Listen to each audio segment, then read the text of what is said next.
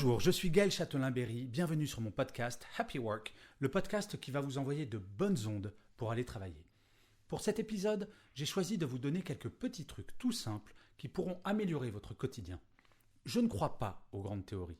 Je suis quelqu'un de très terre-à-terre et je suis profondément convaincu que l'on peut changer son quotidien en changeant quelques petites habitudes. Ok, la période est anxiogène, c'est le moins que l'on puisse dire. Comme souvent dans ce genre de période où les mauvaises nouvelles semblent s'ajouter aux mauvaises nouvelles, deux attitudes se proposent à nous. La première, ne rien faire et attendre la prochaine mauvaise nouvelle en étant fataliste. Ou bien alors, agir chacun et chacune à notre niveau. Certes, nous ne pouvons pas faire disparaître d'un claquement de doigts le coronavirus ou transformer tous les pessimistes de tous bords en gentils bisounours qui cesseraient de nous casser le moral quotidiennement. Mais en tout cas, nous pouvons faire en sorte individuellement que notre quotidien soit moins source de stress. Je vous rassure, il ne s'agit pas d'une recette de cuisine qui va suffire de suivre pour retrouver un moral à toute épreuve. Mais en tout cas, si vous suivez un ou plusieurs de ces conseils, vous le constaterez bien vite, votre niveau d'énergie positive va augmenter. La première habitude, c'est d'apprécier à nouveau ce que vous avez. Dans mon bureau, en face de moi, j'ai en permanence une grande phrase imprimée sur un mur. Cette phrase dit « Le bonheur n'est pas d'avoir tout ce qu'on désire, mais d'apprécier ce que l'on a. » Oui, je sais, l'herbe paraît souvent plus verte dans le champ du voisin. Mais quand on y réfléchit, tant mieux pour le voisin. Et faire ce constat ne rendra pas notre herbe plus verte. Ce qui est important, c'est que nous ayons de l'herbe. Et au-delà de ces considérations poétiques, faire la liste des choses que l'on a et qui nous font plaisir, se souvenir des bons moments de temps en temps, regarder des objets auxquels nous ne prêtons plus attention chez nous tellement ils sont là depuis longtemps. Voilà des choses qui nous permettent, surtout en ce moment, de nous rappeler que nous ne sommes pas si malheureux que ça. Vous savez, une partie de ma famille vit aux États-Unis et rien que le fait de me savoir en France, avec le système de protection sociale qui nous caractérise, me fait traverser cette période de pandémie avec beaucoup plus d'optimisme que si j'étais de l'autre côté de l'Atlantique. La deuxième habitude, apprécier l'instant présent. Le principe même du passé, c'est que vous ne pourrez pas le changer. Et le principe même de votre avenir, à moins d'avoir des dons de voyance, c'est que vous ne pouvez pas en être certain ou certaine. En tant qu'être humain, nous aimons parfois être nostalgiques d'un passé supposé meilleur. Et nous apprécions également nous projeter dans l'avenir en se disant « Ah, demain, ça ira mieux ». Notre seule certitude, c'est l'instant présent. Vous voyez, moi, là, par exemple, je ne vous connais peut-être pas, mais je sais qu'à cet instant précis, je suis en train d'enregistrer un épisode de Happy Work que vous êtes en train de regarder ou d'écouter. Et oui, j'ai prévu l'avenir en m'intéressant au présent. Plaisanterie mise à part, profiter de l'instant présent, c'est d'essayer de tirer le meilleur de l'instant sans parier sur l'avenir. Chaque instant, chaque minute a son importance. Si parfois vous êtes nostalgique ou espérez un meilleur avenir, agissez pour cela, mais faites-le maintenant. La troisième habitude, c'est de prendre conscience que votre point de vue n'est pas le seul. Parfois, nous nous battons pour des idées comme si notre vie en dépendait. Sur certains sujets, nous pouvons même parfois être convaincus de détenir la vérité. Alors je vais vous proposer un petit exercice. Prenez une feuille blanche, une feuille en papier. Dessinez dessus un grand 6. Puis, montrez cette feuille en la tournant de l'autre côté à la première personne que vous croisez. Demandez-lui ce qu'elle voit.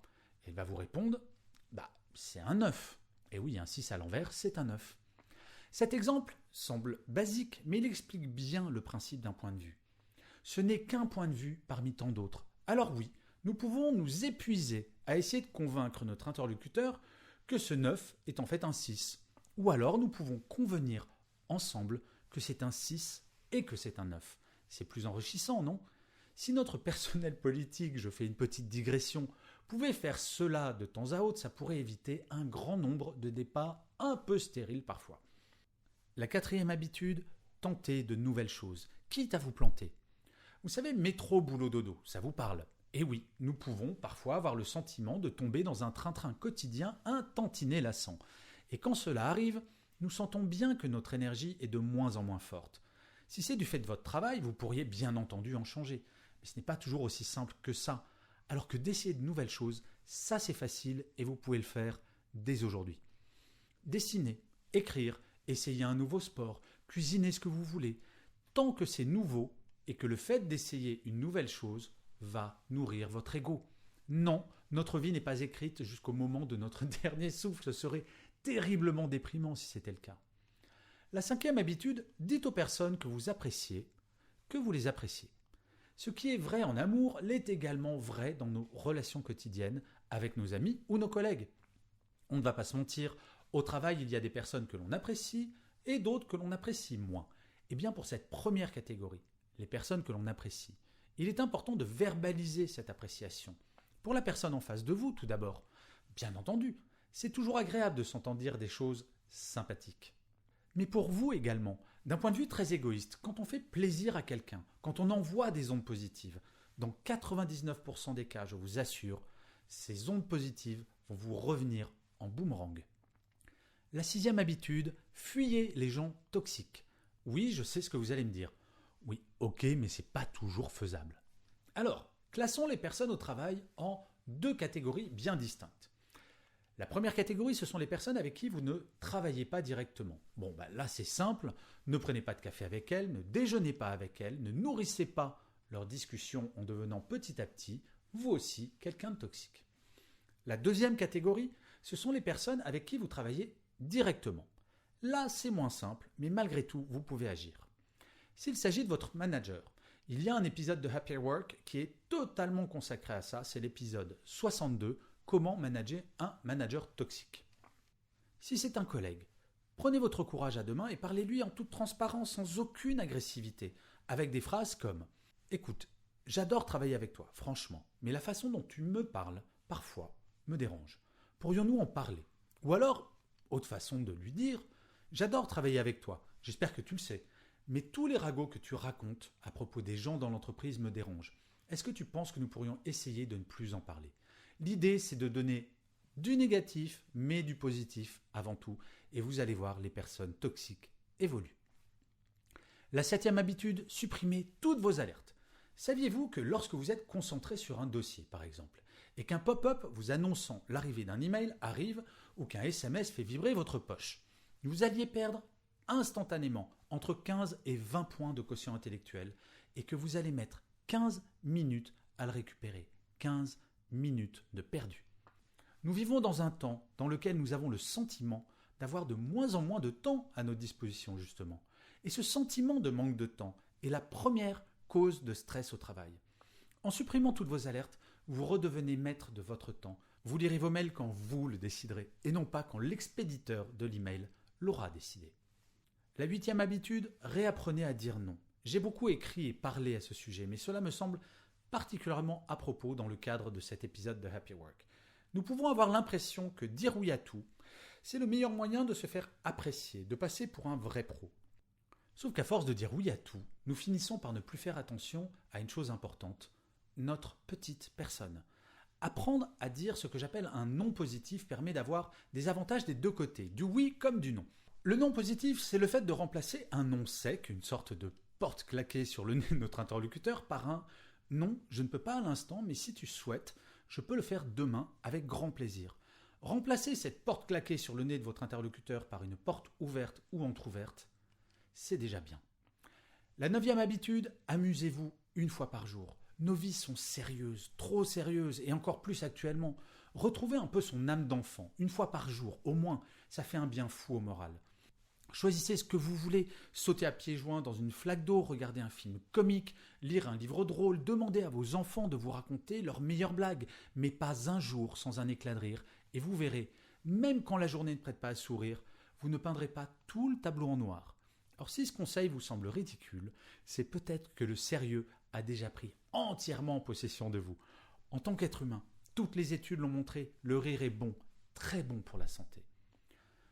La 10e et dernière habitude, supprimez les écrans dans votre lit. On le dit souvent, et oui, forcément, pour finir cet épisode, malgré tout, je suis obligé d'en parler. Et c'est un conseil pour que vos nuits soient meilleures.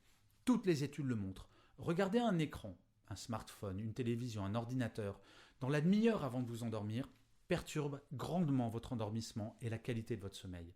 Il y a l'effet sur le cerveau des écrans, certes, mais également le fait que si vous êtes tenté de jeter un petit dernier coup d'œil à vos emails professionnels avant de dormir, vous vous remettez immédiatement en situation de stress. Petit conseil additionnel, achetez un réveil matin pour pouvoir mettre votre smartphone en dehors de votre chambre à coucher. Et en plus, grâce à ça, vous éviterez de vous réveiller en regardant vos emails professionnels. Le pire moyen de commencer sa journée. Alors, sur les 10 conseils, combien en appliquez-vous déjà ? Le bien-être ne passe pas que par des grands changements complexes à mettre en place, comme se mettre au yoga ou au pilates ou manger macrobiotique. Souvent, ce sont de petites choses qui peuvent vous pourrir la vie ou vous la rendre meilleure. Le tout est d'en avoir conscience et d'agir. Une chose est certaine, c'est en agissant que les choses changent, y compris pour notre bien-être. D'ailleurs, est-ce que vous connaissez votre niveau de bien-être au travail ?